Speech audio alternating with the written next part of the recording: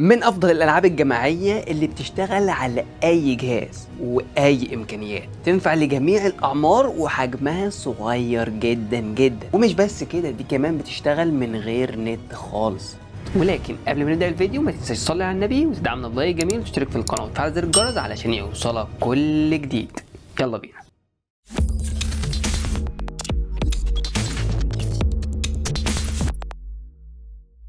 من خلال الرابط اللي هسيبهولك اسفل الفيديو في الوصف هيدخلك على روابط التدوينه الخاصه بموضوعنا النهارده، واللي هتقدر من خلالها تحمل اللعبه اللي معانا في الشرح النهارده. لعبه جميله جدا وجامده جدا جدا، هتدعيلي بعد ما تجربها. بعد ما تنزل لاسفل التدوينه بالشكل ده تضغط بس على زياره الموقع يوجهك مباشره لرابط ميديافاي زي ما ظهر قدامك كده. حجمها 56 و76 يعني 57 ميجا تقريبا. مجرد ما بتضغط داونلود هيبدا التحميل معاك على طول ميديا فاير. بعد ما بتحمل اللعبه هتظهر معاك كملف مضغوط في مجلد الداونلود. طبعا هتفك الضغط ببرنامج وينرر، ولو حضرتك ما عندكش برنامج وينرر هتلاقي فيديو عندنا على القناه بنشرح ازاي تحمله وتثبته وايه مميزات البرنامج وبتستفيد منه في ايه. تضغط بس كده كليك يمين وهنبدا نضغط على اكستراكت هير عشان يبدأ يفك لنا الضغط. تظهر معاك شكل اللعبة زي ما انت شايف بالشكل ده. نضغط عليها ضغطتين وهنبدأ نثبتها بشكل طبيعي. طبعا اول حاجة تظهر معانا الواجهة دي، هنضغط كده قبول عشان يوجهنا للواجهة اللي بعدها، ودي اللي هنحدد فيها المكان اللي احنا هنثبت فيه اللعبة. تضغط كده كلمة استعراض وتبدأ تختار المكان اللي انت هتثبت فيه اللعبة. طبعا مثلا انا عايز اثبتها جوه مجلد الالعاب عندي داخل فولدر او البارتيشن بتاع الدي، فطبعا هضغط هنا استعراض وهبدأ اختار المكان وهضغط موافق، وبعد كده هنبدأ نكمل ونضغط تثبيت. طبعا انا ثبتها فمش هثبتها تاني. هتظهر معانا على سطح المكتب بالشكل ده معمول لها شورت، وطبعا هتلاقي المجلد بتاعها اللي انت اخترت تثبته فيه. هتلاقي داخلها اللعبة برضو لو عايز تشغلها من هناك على طول وتحذف الاختصار ده من الشاشة نهائيا. طيب هنشغلها بالشكل ده. تظهر معانا واجهة بسيطة زي ما انت شايف كده، دي الاعدادات بتاعت اللعبة. طبعا هنا دي الفريمات، دي اعلى حاجة بتشتغل عليها هي 60 هرتز، لا بتقل ولا بتزيد ما تقلقش يعني، بس هي تشتغل على اي جهاز واي امكانيات ما تقلقش خالص. طيب هنا طبعا هتختار مقاسات الشاشة بتاعتك، هو تلقائيا بيبقى مختار لك المقاس المناسب، لكن لو المقاس جه غلط ممكن انت تختار المقاس اللي انت عايزه. واخيرا هنا لو عايز تكتب اسمك ولا حاجة مش مشكلة، ممكن تسيبها فاضية وهتبدأ تضغط بلاي. هتشتغل معاك اللعبة بالشكل اللي انت شايفه ده. هتبدأ تضغط كده بس في اي مكان بالماوس علشان يدخلك لواجهة اللعبة الرئيسية. زي ما انت شايف كده، في ان انت تلعب كلاعب واحد لوحدك، في انك تلعب لعب مالتي بلاير جماعي يعني، وفي انك تلعب اونلاين. اللعبة بكل بساطة بتبقى انت مسؤول عن تيم مكون من 4 ل6 لاعبين على شكل ديدان. بيبقى معاك اسلحة، في منها الدائم والطبيعي ودي اللي بتبدأ بيها، وفي اسلحة تانية بتكتسبها داخل الجيم، وفي اسلحة بتبقى معاك مؤقتة ليها مميزات خاصة.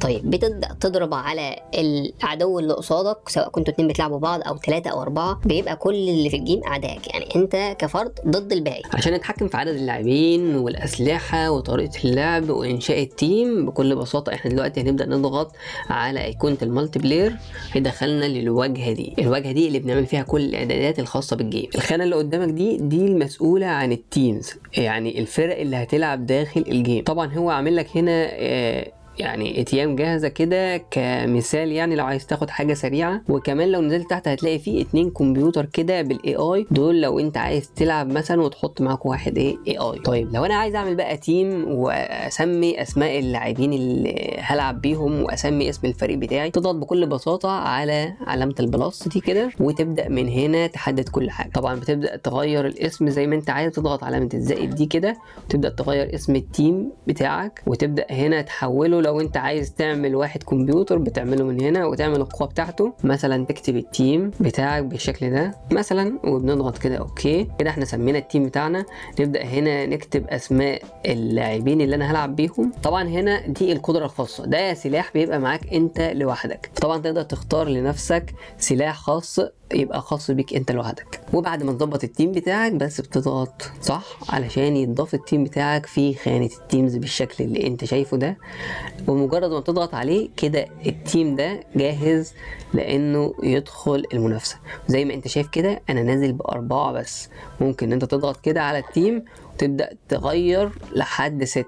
نضغط مثلا اللون مثلا نخليه الاصفر ونضغط علامة صح.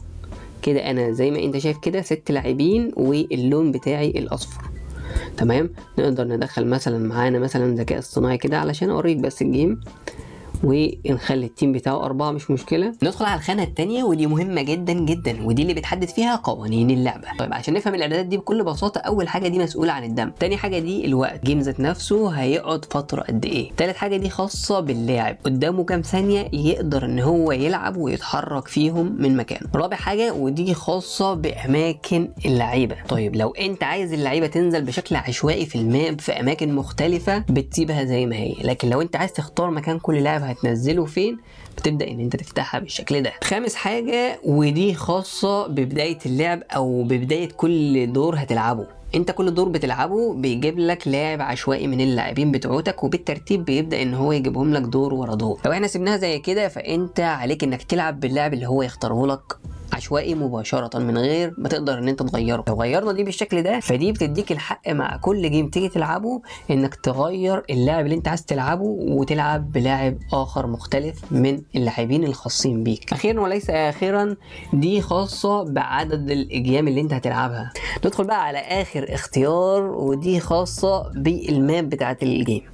طيب تضغط هنا على الاختيار ده عشان يدخلك على الاعدادات بتاعت الماب، تقدر ان انت تعمل ماب بدماغك انت بقى وتبدع وتعمل اشكال زي ما انت عايز، وتقدر ان انت تختار ماب جاهزه من المابات المعموله هنا بالشكل اللي انت شايفه ده. نضغط كده علامه الصح بعد ما جهزنا الماب وجهزنا كل حاجه، نضغط بس هنا على القنبله دي علشان نبدا في الجيم. التحكم في اللعبة سهل وبسيط جدا، هسيب لك زي سكرين كده بالازرار المطلوبة علشان تقدر تتحكم في اللعبة. طبعا اتجاه الكاميرا هيبقى بالماوس، الحركة هتبقى بالدبليو لقدام والاس لورا، الاي شمال والدي يمين، وطبعا عندك الكيو والاي دول طبعا علشان تبدأ تعمل بيهم حركة النشال، وطبعا كليك ماوس يمين عشان تقدر تغير السلاح، واخيرا هتلاقي عندك زر التاب علشان تعمل تبديل للاعب لو انت عايز تعمل تبديل بالشكل اللي انت شايفه ده. بعد كده بتبدأ تتحرك وتحرك الكاميرا بالماوس زي ما انت عايز، بتبدأ تشوف اللاعب اللي انت عايز تضربه. انا طبعا الاصفر فهبدأ اضرب على الاحمر، هضغط كده كليك يمين واختار السلاح اللي انا عايزه. طبعا مثلا نضرب بسلاح مثلا اللي بيضرب البازوكا ده، وطبعا هنبدأ نحرك الكاميرا بالشكل ده. اول ما نوصل هنا كده طبعا في عندك تحت كده على اليمين اتجاه الرياح وقوتها، فطبعا لازم تعمل حسابك على الكلام ده، فبنرفع كده شوية وبنبدأ نضرب. وطبعا عندك الوقت هنا فلازم تاخد بالك من الوقت برضه.